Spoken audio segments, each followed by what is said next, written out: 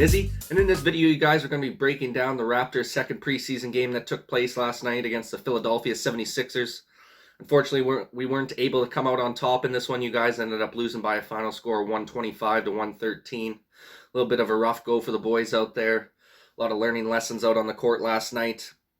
Had a rough second quarter where we allowed the Sixers kind of to take over the game there. We were only able to win one out of the four quarters. We were able to take, I think it was 33 to 27 in the fourth quarter. Other than that, we lost the first three quarters of the game. Quite similar, basically swap places with Philadelphia from the game a couple nights ago, where we were able to put the hammer down on them pretty early there in that second quarter and take over the game. They did the exact same thing to us on their home court there. Right real quick before we start breaking down this game, you guys, if you go ahead and like this video, if you like sporting content like this, go ahead and subscribe to the channel if you're looking for more sporting content like this in the near future. Been getting a lot of support lately, you guys, and I greatly appreciate it. We're going to keep coming out with as many videos as possible here. But without further ado, let's go ahead and start breaking down this game from last night. We'll just go ahead and go through some team stats first, you guys, starting with the Raptors here. We ended up finishing the night with a 48% field goal percentage. Three-point percentage was down substantially from last game. I believe we shot 44% from three last game. Now we're down to a 29% clip. And that's to be expected. You're going to be hit and miss some nights with the three-point shot. And last night was just one of those nights that we weren't hitting at a high clip. Our rebounding went down big time as a team as well, having, I think, 59 or 57 rebounds a couple days ago. We only had 33 boards last night. So need to improve those numbers a little bit if you want to get the victory. Obviously only having 21 assists as well comparatively to the 33 in game one. And we still had 18 turnovers as a unit. I believe we had 22 turnovers in game one there, so we did improve upon our turnovers a little bit, but you'd still like to see that number get below 15 per game for sure. Like I said, with some of them young guns, just getting used to the speed of the NBA, they're going to have to get used to not being able to sneak it into as tight of passing lanes as they're usually normally able to do when they're playing in college. And then over on the Philly side, we just had a bad defensive night all around, really, you guys. 54% from the field for Philly, 48% from the three-point line. They out-rebounded us. They had 37 boards to our 33. They had 28 assists to our 21 assists. We did force quite a few turnovers on them, though. They had 20 turnovers, so 2 more turnovers than us. So our defense was still playing tenacious. Just unfortunately for us, Philly's shot was dropping last night. They had a lot of open three-ball looks. We were just coming off of our man on those switches there, and they were basically able to kick it around for the open three quite often yesterday. They had some of their big guns step up too. They had their starting lineup out there, which they didn't have in game one. I don't believe Embiid was playing game one. He was out there. He had 10 points, 6 boards, 3 assists with a steal and a block in the short time that he did play. I think he ended up playing about 20 minutes for them. Tobias Harris had 14 points, 4 boards, 4 assists, and a steal. Seth Curry had 15 points, 3 boards, 1 assist, and 1 steal. Then you had Drummond in there with 10 points and 7 boards as well in a shorter period of time due to Embiid playing. I think Drummond only played about 17, 18 minutes last night. So they were all scoring pretty good. They had a few other guys on their team score 10-plus points as well. So they were distributing the rock pretty well on us. Just one of those games for the boys. Not a huge deal. It's still preseason. It's a perfect time to work out the kinks. We'll go through the stat line of some of the Raptors players here, you guys. Starting off with Achua. I think he only played around 22, 23 minutes last night. Still ended up with 10 points, 8 rebounds, and 3 steals. So not a bad performance from the guy. Still, getting production out on the floor. Almost a double-double right there with the 10 points and the 8 boards. Had 3 steals on top of that, so still being productive on the defensive end, which you like to see. Scotty Barnes had a little more quiet evening comparatively to the first matchup. Finishing the night with 8 points, 3 rebounds, 5 assists, and 1 steal. I think the nicest thing to see with Scotty Barnes is the assist totals continue to stay up there. The guy's just consistent with passing the ball. I would call him like he's going to be an elite. He's going to be an elite passer in this game for years to come, because his vision, his court vision, and his passing ability is, probably one of the better guys coming out of the draft with the passing ability. So you can really see why Toronto wanted to select him 4th overall in this draft. He's just an absolute team player, which you love to see. It's exactly what we need on the Raptors squad.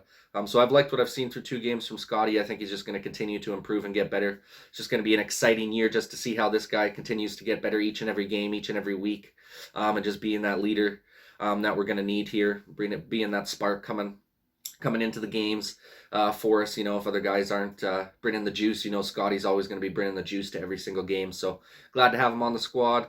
Fred VanVleet had a nice performance last night with 17 points, 2 boards, 2 assists, and 1 block. I think he ended up playing around 24, 25 minutes as well, so not too much. But he's just been steady so far through the first 2 games in the preseason. You can tell he's stepped up a little bit in the playmaking role, and you can just tell that the dude's ready to take on a higher leadership role with Kyle Lowry being gone, and I think he's going to be more than capable of doing that. Fred VanVleet is just one of those grinder guys, that's been with the organization for a while, and he's just a good veteran presence in that locker room, especially for some of the younger guys trying to make the squad. He was there in their shoes before, so they can learn a lot from him. So he's definitely a good asset to have on the team, and he had a nice performance last night, even though we ended up losing. Anunoby, again, just outstanding, you guys. 22 points, 4 boards, 4 assists, and 4 steals. I mean, you can really see the extra gear that Anunoby has added to his game this year. I mean, you could tell his dribbling has improved a lot, his shot creating for himself, and the ISO ball has improved a lot. That turnaround fading mid-range looks really nice from him. He never really had that shot in his arsenal last year, and not to mention just his dribble moves. I remember last year and years prior where he would lose the dribble a lot when he would make his drives to the rack. He seems to have a lot better control over the basketball now, and just being able to read the plays better, understanding when to kick it out for 3 if he's getting double teamed down in the paint. So I really liked what I've seen from Anunoby, and obviously he's just an energizer bunny on the defensive end. 4 steals in last night's game. I expect him to have a huge breakout season this year, especially taking on a bigger role with Kyle Lowry being out there. So really liked what I've seen from Anunoby so far with his 22 last night. He had 20 plus points in game 1 there as well. So he's been rolling at a hot clip early on so far in the preseason, and I expect him just to continue to grow and get better as the season goes along here. So we got Gary Trent finally got his first action in the preseason last night, you guys. Had a pretty nice performance. He only played around 20 minutes there. Still was able to finish with 12 points, 2 rebounds, 1 assist, and 1 steal. So not bad numbers at all. Obviously, he's not a huge playmaking asset. He's just one of those bucket getters for us. And you could see it right in his game last night. Being able to just, get down into the ISO, take his man one-on-one, hitting some of those turnaround jumpers inside the 3-point line there. So I liked what I seen from him in his first action. I think he's only going to continue to improve as well. Got to see a little more Svai Mikhailiuk, you guys. Another nice performance from him. Got into the 10-point plus range again with 11 points, 2 rebounds, and 2 assists with 1 block. He's going to be a phenomenal bench player for us this season.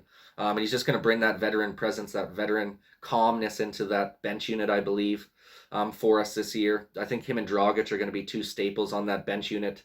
Like I said, just bringing that calming veteran presence in there to go along with guys like Malachi Flynn, Yuta Watanabe. Justin Champagne's looked unreal so far this preseason, you guys. He had a really nice performance again last night with 10 points, 6 rebounds, 1 assist, 2 steals, and a block. Just doing a little bit of everything out on the floor. I think this guy was an absolute steal as an undrafted free agent here. Apparently what I was seeing too during the game yesterday, they were saying that he had 16 different teams interested in him to be able to sign him this offseason, and he chose the Raptors over all other 15 teams. So that's quite impressive that he wanted to be with us. And, I'm happy that we ended up picking him up, signing him to a deal here, because the dude's looking outstanding so far as an undrafted player. He could be our next Fred VanVleet, basically coming in undrafted, making the squad, and, holding his own there, staying with the team. I would not be surprised at all if he makes the 15-man roster here heading into the season, because he's been that good so far in the preseason. And obviously he's getting those minutes because he must be performing well in practice. It seems like Nick Nurse kind of rolls that way. Whoever performs the best in the practices for the guys trying to make the squad, those are some of the guys that are going to get the most playing time come the preseason games. So obviously he's been doing well in practice. That's why he's getting more of a look come the preseason games here. Delano Banton had another decent performance. Only played 11 minutes for us last night, but still had 2 points, 2 boards, 2 assists, and 1 block. So still getting some production in, even though he didn't play a lot. Not a huge deal. I expect the guy to make the squad for sure. I just think his defensive talents with his offensive capabilities that are just going to continue to improve. He can be a bottom end rotation guy for us for sure. Maybe get some time down in the G League this year. We'll have to see what happens with that.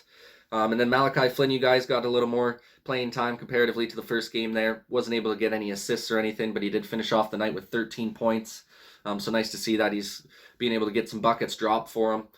It's going to be huge, especially we got guys like Goran Dragic, Svi Mikhailiuk, and stuff like that coming off the bench. That's going to take a little bit of the pressure off of Malachi Flynn to be the true number one playmaker coming off that bench unit. I mean, he's still going to need to make some plays being the point guard, but I think he's going to be able to get away with shooting a little bit more just because you do have two other guys there, and Mikhailiuk and Goran Dragic, that are going to be able to make plays as well for you. So I think he's going to be able to really focus a little bit more on his shooting stroke and just be one of those bucket getters for us coming off the bench, which I think he's going to be capable of doing. He's shown that he's a shot creator and a shot maker so far. His three-point shooting has improved, and same with his drives to the rack, his little floaters in the lane. He's always been good at those, getting the foul and being able to get to the line for some free throws. So overall, although we lost, you guys, I thought it was a pretty decent performance from certain individuals in the squad. Obviously, we need to prove as a team as a whole. Got to clean up those turnovers. 18 turnovers is just too many. And then, like I said, 22 in the first game. So we're definitely going to need to clean the turnovers up. I'm going to need to win those rebound battles if we want to win the games. We're out-rebounded 37-33. But at the end of the day, that's what preseason games are for, is for learning, growing, and getting better as a squad, getting the guys to come together. And I think we're doing just that so far this season. Got another one coming up this Saturday against Boston. Should be a good matchup there, you guys. Hopefully we can get back on track with a W. Should be a good game to watch. Would love to get your guys' opinion in the comments section down below of last night's game. How do you think the Raptors fared, even though we ended up losing that one to Philly by a score of 125-113? Like I said, would love your opinion in the comments section down below, you guys. Once again, I appreciate you taking the time to watch this video and every video on my channel. It means a lot to me, man. I've been getting a lot of support lately. If you can go ahead and like this video if you like sporting content like this, go ahead and subscribe to the channel if you're looking for more sporting content like this in the near future. Thanks for watching the video, you guys, and this is Nizzy with Nizzy Sports Chat.